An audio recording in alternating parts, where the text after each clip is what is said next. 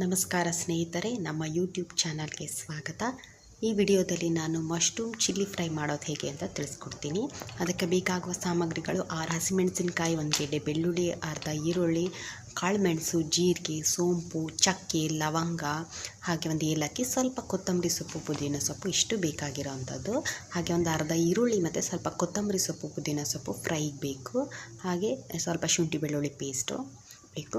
First ಒಂದು ಕಡಾಯಿ ಇಟ್ಟು ಅದಕ್ಕೆ ಸ್ವಲ್ಪ ಎಣ್ಣೆನ ಹಾಕಿ, ಎಣ್ಣೆ ಚೆನ್ನಾಗಿ ಕಾದ್ಮೇಲೆ ನೀವು ಮಸಾಲೆಗೆ ಎತ್ತಿಟ್ಕೊಂಡಿರುವಂಥ ಎಲ್ಲ ಇಂಗ್ರೀಡಿಯೆಂಟ್ಸ್ನ 1 ಬೈ 1 ಆ್ಯಡ್ ಮಾಡ್ತಾ ಬನ್ನಿ. ಜೀರಿಗೆ ಹಾಕಿ, ಸೋಂಪು ಹಾಕಿ, ಹಾಗೆ ಚಕ್ಕೆ, ಲವಂಗ, ಮೊಗ್ಗುನ ಹಾಕಿ ಚೆನ್ನಾಗಿ ಫ್ರೈ ಮಾಡ್ಕೊಳ್ಳಿ. ಎಣ್ಣೆಯಲ್ಲಿ ಚೆನ್ನಾಗಿ ಫ್ರೈ ಆದಮೇಲೆ ಗಮ್ಮಂತ ಸ್ಮೆಲ್ ಬಂದಮೇಲೆ ಸ್ವಲ್ಪ ಎತ್ತಿಟ್ಕೊಂಡಿರೋಂಥ ಈರುಳ್ಳಿನ ಆ್ಯಡ್ ಮಾಡಿ. ಈರುಳ್ಳಿನ ಅಷ್ಟೇ ಚೆನ್ನಾಗಿ ಗೋಲ್ಡನ್ ಬ್ರೌನ್ ಬರೋ ಥರ ಚೆನ್ನಾಗಿ ಫ್ರೈ ಮಾಡ್ಕೊಳ್ಳಿ.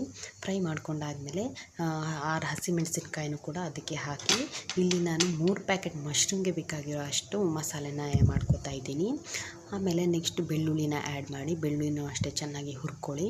ಗಮ್ಮಂತ ಸ್ಮೆಲ್ ಬಂದಮೇಲೆ ಸ್ವಲ್ಪ ಕೊತ್ತಂಬರಿ ಸೊಪ್ಪು, ಪುದೀನ ಸೊಪ್ಪು ಎತ್ತಿಟ್ಕೊಂಡಿದ್ರಲ್ಲ ಅದನ್ನು ಆ್ಯಡ್ ಮಾಡಿ. ಅಲ್ಲಿಗೆ ಎಣ್ಣೆಯಲ್ಲಿ ಚೆನ್ನಾಗಿ ಫ್ರೈ ಮಾಡಿ.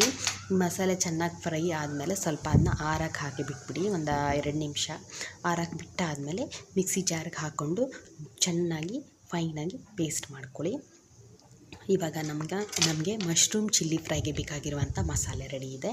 ಅದೇ ಬಾಣಲಿ ಇಟ್ಟು ಸ್ವಲ್ಪ ಎಣ್ಣೆ ಹಾಕಿ, ಎಣ್ಣೆ ಕಾದ್ಮೇಲೆ ಅದಕ್ಕೆ ಕೊತ್ತಂಬರಿ ಸೊಪ್ಪು, ಪುದೀನ ಸೊಪ್ಪನ್ನ ಆ್ಯಡ್ ಮಾಡಿ.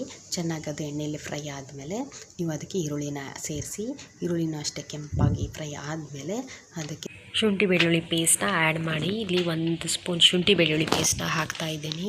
ಸೊ ನಾವು ತೊಗೊಂಡಿರೋದು 3 ಪ್ಯಾಕೆಟ್ ಮಶ್ರೂಮು, ಹಾಗಾಗಿ 1 ಸ್ಪೂನು ಶುಂಠಿ ಬೆಳ್ಳುಳ್ಳಿ ಪೇಸ್ಟನ್ನ ಇಲ್ಲಿ ಆ್ಯಡ್ ಮಾಡಿದ್ದೀವಿ.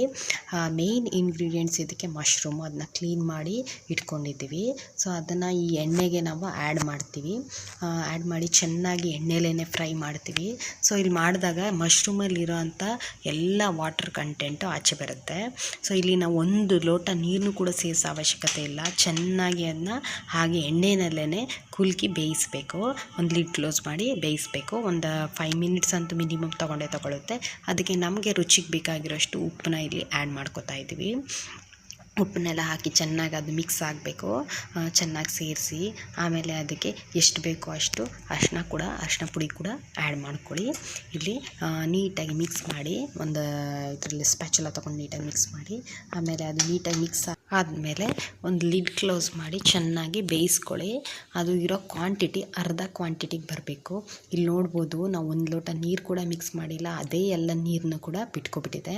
ಸೊ ಆ ನೀರೆಲ್ಲ ಫುಲ್ ಆವಿಯಾಗಬೇಕದು ಚೆನ್ನಾಗಿ. ಅದು ಆಗ ಅಷ್ಟೇ ಮಶ್ರೂಮ್ ಬೆಂದಿದೆ ಅಂತ ಅರ್ಥ. ಇಲ್ಲಿ ನಾವು ರುಬ್ಕೊಂಡಿರೋ ಮಸಾಲೆನ ಆ್ಯಡ್ ಮಾಡ್ತಾ ಇದ್ದೀವಿ. ಚೆನ್ನಾಗಿ ಮಸಾಲೆ ಎಲ್ಲ ನೀಟಾಗಿ ಮಿಕ್ಸ್ ಮಾಡಿ ಅದನ್ನ ಹಾಗೆ ಲಿಡ್ ಕ್ಲೋಸ್ ಮಾಡಿ ಹಾಗೆ ಬೇಯಕ್ಕೆ ಬಿಟ್ಬಿಡಿ.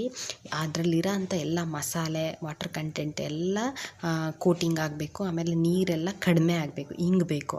ಆವಾಗಷ್ಟೇ ನಮ್ಮ ಮಶ್ರೂಮ್ ಡ್ರೈ ರೆಡಿ ಆಗೋದು.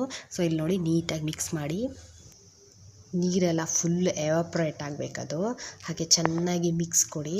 ಹಾಗೆ ಲಿಡ್ನ ಕ್ಲೋಸ್ ಮಾಡಿ ಆವಾಗವಾಗ ಒಂದ್ಸಲಿ ಮಿಕ್ಸ್ ಮಾಡಿ ಮುಚ್ತಾ ಇರಿ. ಸೊ ಅದರಲ್ಲಿರೋವಂಥ ಎಲ್ಲ ವಾಟರು ಮತ್ತು ಮಸಾಲೆ ಫುಲ್ಲು ಡ್ರೈ ಆಗಬೇಕು.